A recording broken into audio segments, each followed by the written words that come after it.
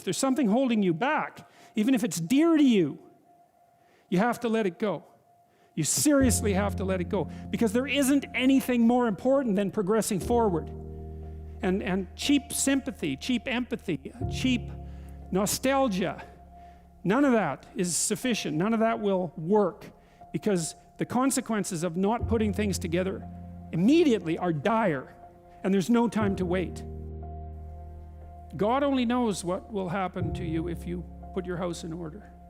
Certainly things that you do not currently regard as possible will happen. And the more you put your house in order, the more things that you regard as impossible will happen. And it might be the case that if you put your house together sufficiently, things that were of miraculous impossibility would happen to you. And there's no way of knowing until you try it. But there's no way of being sure that it's not the case unless you do. And the world is a remarkable and mysterious place. And the relationship between the nature and structure of the world and your actions is indeterminate. They may be more tightly related than you think. And I don't know how to square that with the fact that, well, you're obviously in a mortal body and constrained by all sorts of serious constraints. and none of that can be trivially overcome. And I don't really understand how there can be that seriousness of mortal constraint and the infinite potential that also seems to characterize human beings all at the same time. What should move forward in time with me, and what should be let go as if it's dead wood? And the more dead wood that you let go of and burn off when you have the opportunity, the less it accretes around you. Here's something interesting about forest fires, you know. People have been trying to prevent forest fires for a long time, especially that damn bear, Smokey, right? He's trying to prevent forest fires. And so, because forest fires burn up the forest, and that can't be good. But here's what happens if you don't let forest fires burn, is that, well, forests collect a lot of dry branches, right? Because tree branches die and wood falls on the forest floor and collects, and so the amount of flammable material keeps increasing with time. And that's not so bad if it's wet, but if the amount of flammable material is increasing and it gets really dry and then it burns, then you have a real problem. The forest fire can burn so hot that it burns the topsoil right off, in which case you don't have a forest at all anymore, you just have a desert. And lots of trees are evolved to withstand forest fires of a certain intensity, and some won't even release their seeds unless there's been a fire. And so a little bit of fire at the right time can stop everything from burning to the ground. And that's also a really useful insight, a metaphorical insight into the nature of sacrifice, right? It's also a lot easier to let go of something when you're deciding to let go of it, because you've decided yourself that you're done with that. It's a weak part of you. It needs to disappear. You do that yourself, it's much better and much easier than it is if it's taken away from you forcibly, in which case you're very much likely to fight it.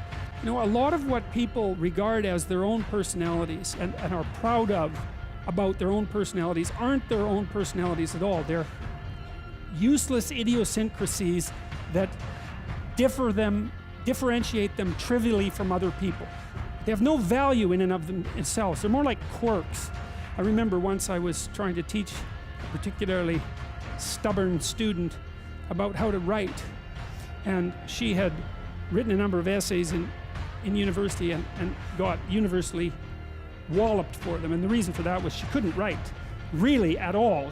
She was really, really bad at writing. And so I was sitting down with her trying to explain to her what she was doing wrong. And she was being very annoying about it, very recalcitrant, very, very unwilling to listen. At one point she said, I can write perfectly well. This university professors just don't like my style. You know, and I thought, what the hell's with you? You can't even write and you think you have a style. Instead of humbling herself, she was proud of her insufficiency. That's arrogance, right? That's not humility. It's self-deception and arrogance. To be proud of your insufficiency, that's a very foolish thing. And that means to cling to the parts of you that are dead. As you elevate your aim, you create a judge at the same time, right? Because the new ideal, which is an ideal you, even if it's just an ideal position that you might occupy, even if it's still conceptualized in that concrete way, that becomes a judge because it's above you, right? And then you're terrified of it maybe. That's why you might be afraid when you go start a new job, right? Because this thing is above you and you're terrified of it and it judges you. And that's useful because the judge that you're creating by formulating the ideal tells you what's useless about yourself, and then you can dispense with it. And you want to keep doing that, and then every time you make a judge that's more elevated, then there's more useless you that has to be dispensed with. And then if you create an ultimate judge, which is what the archetypal imagination of humankind has done, say, with the figure of Christ, because if Christ is nothing else, he is at least the archetypal perfect man and therefore the judge. You have a judge that says, get rid of everything about yourself that isn't perfect. You don't have to pick an external ideal. You can pick an ideal that fulfills the role of ideal for you. You can say, okay, well, if things could be set up for me the way I need them to be, and if I could be who I needed to be, what would that look like? And you can figure that out for yourself, and then instantly you have a judge. And I also think that's part of the reason people don't do it, right? Why don't people look up and move ahead? And the answer is, well, you know, you start formulating an ideal, you formulate a judge, it's pretty easy to feel intimidated in the face of your own ideal. Lower the damn judge if it's too much. Like if your current ambition is crushing you, you know, then maybe you're playing the tyrant to yourself and you should tap down your ambitions, not get rid of them by any stretch of the imagination, but at least put them more reasonably within your grasp. You don't have to leap from point 1 to point 50 in one leap, right? You can do it incrementally. The process of recapitulating yourself continually is also the process of, it's a phoenix-like process, right? You're shedding all those elements of you that are no longer worthy of the pursuits that you're valuing. And then I would say, the idea here is that as you do that, you shape yourself ever more precisely into something that can withstand the tragedy of life and that can act as a beacon to the world. That's the right way of thinking about it. Maybe first to your friends and then to your family. It's like it's a hell of a fine ambition, and there's no reason that it can't happen. You know, every one of you knows people who are really bloody useful in a crisis, and people that you admire, right? Those are all, you can think of all those people as you admire as partial incarnations of the archetypal Messiah. That's exactly right.